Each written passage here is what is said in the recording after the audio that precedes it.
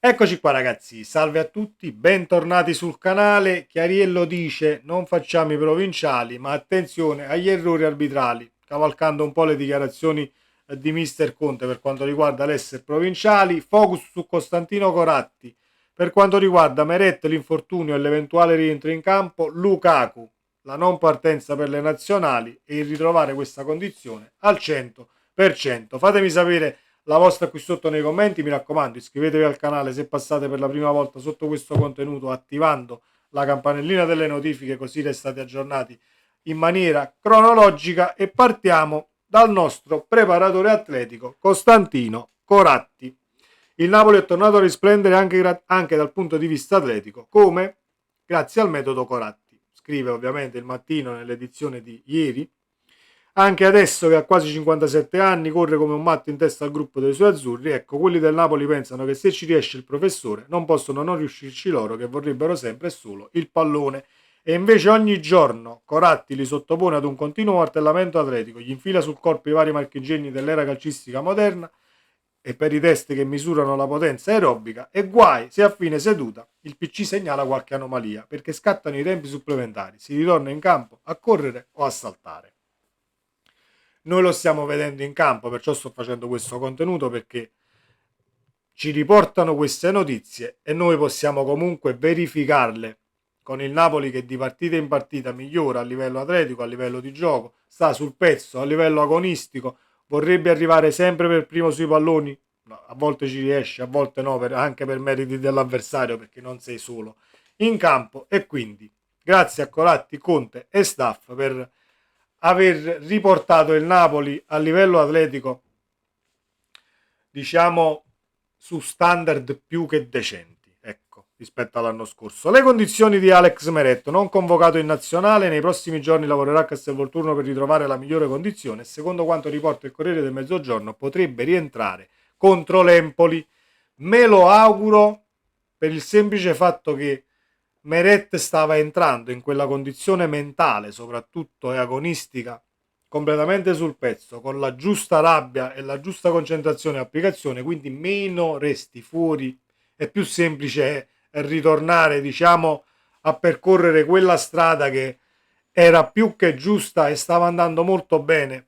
L'avete visto anche nei video scorsi, mi ero rammaricato e non poco per l'infortunio di Meret per quanto riguarda il momento che il portiere stava vivendo nell'essere stato decisivo in alcune partite a inizio campionato e anche in Coppa Italia e quindi meno resta fuori meglio è. Mi auguro anch'io che possa rientrare dopo la sosta con le nazionali e poi seguiremo la situazione e vedremo se sarà così.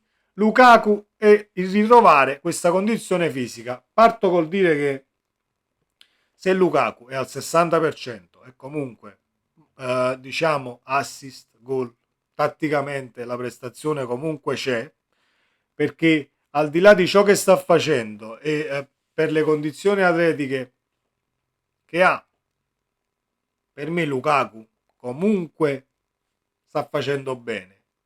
Si parla ancora di Brocco, si parla ancora di un attaccante, non mi fido di Lukaku, 30 milioni, siamo ancora a questo. Per me se Lukaku al 60% sta facendo già quello che ha fatto poi finora, non oso immaginare quando entra in condizione al 100%, tirato al massimo e al lucido. Lo aspettiamo, ma anche se dovesse restare così, Lukaku resta fondamentale, ragazzi, tatticamente per il gioco di Conte. E poi un calciatore che è fuori condizione, che mi manda nere e si importa con quella lucidità e con quel passaggio da sottolineare quell'assist del 3-1 contro il Como. E allora siamo in una botte di ferro.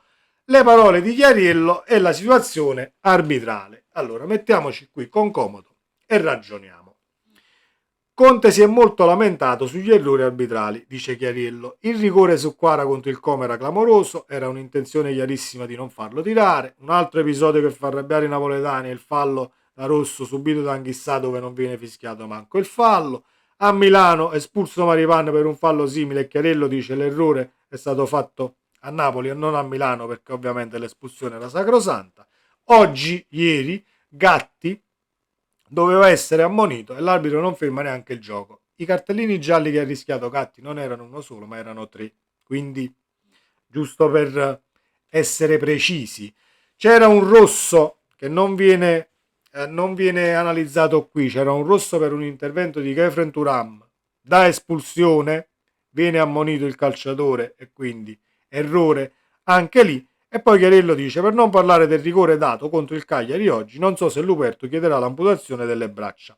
Ma non parlate di complotti. Se ci sarebbero lo stesso arbitro che ha dato quel rigore, non dà il rigore al Cagliari su entrata stupida di Douglas Luiz. Qui non sono d'accordo perché l'arbitro non ha regalato il rigore al Cagliari, perché quell'entrata di Douglas Luiz è scomposta e da ignorante in area di rigore, perché devi fare attenzione.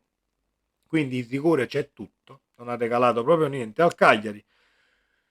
Il rigore che è stato dato alla Juve, è vero, Luperto è scomposto, il pallone sfiora, un rigore che forse è stato dato più dalla scientifica, i RIS di Parma sono arrivati per dare quel calcio di rigore, ma non per il tocco di mano o meno, perché si può anche considerare che il braccio comunque è lontano, lo tocca, non lo tocca, il problema viene prima, c'è una carica sul Luperto, cioè per come interviene sul pallone il calciatore della Juve, Gatti, se non erro in questo caso, a staccar di testa, comunque c'è un fallo secondo me o un'azione da rivedere che non è pulita proprio in attacco, quindi voi andate a rivedere il calcio di rigore senza guardare che però Luperto è stato completamente surclassato da qualsiasi cosa e quindi si poteva anche considerare qualcosina di diverso, ma ne abbiamo visti comunque già di rigori dati così anche l'anno scorso e quindi non è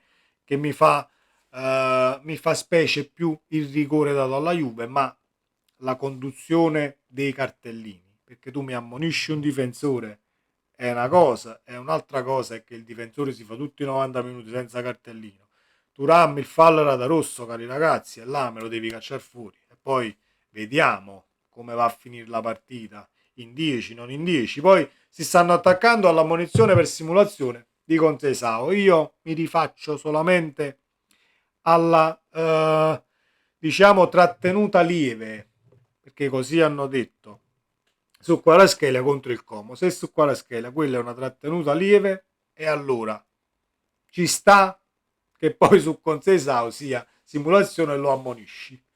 Cioè, se andiamo poi a vedere i due episodi. E quindi non ci si deve attaccare sicuramente a quella ammonizione che io reputo però un provvedimento forse troppo, diciamo, troppo grave per la situazione, perché potevi andare lì, redarguirlo e non ammonirlo, perché comunque la mano sulla spalla di Concesao è stata messa, quindi rivedevi l'azione, facevi 1+1, la mano è stata messa, sei caduto, non è da ammonizione, la simulazione non lo cacciavi fuori, questo sono d'accordo, quindi prestazione insufficiente a livello arbitrale, ma non solo diciamo, nella partita con la Juve, anche sugli altri campi.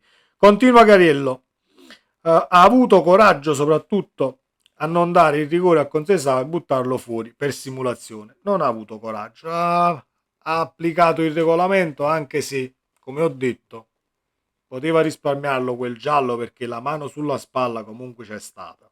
Quindi non è chiara nemmeno lì. Non parlate di complotti e crescete. Conte ha detto che dobbiamo sprovincializzarci e di questo dobbiamo tenere conto. Allora io non parlo di essere provinciale,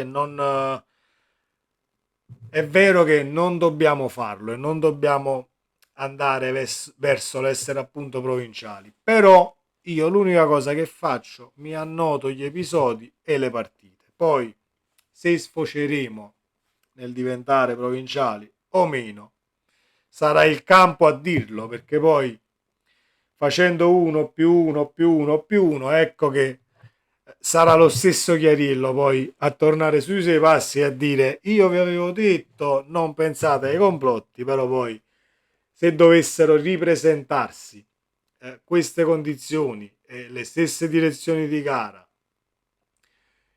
per le stesse partite contro alcune squadre, e allora noi tiriamo le nostre conclusioni fregandocene assolutamente che possiamo essere provinciali o meno. Fatemi sapere la vostra qui sotto nei commenti come sempre, cari ragazzi. Ci vediamo nel prossimo video. Sempre Forza Napoli. Ciao.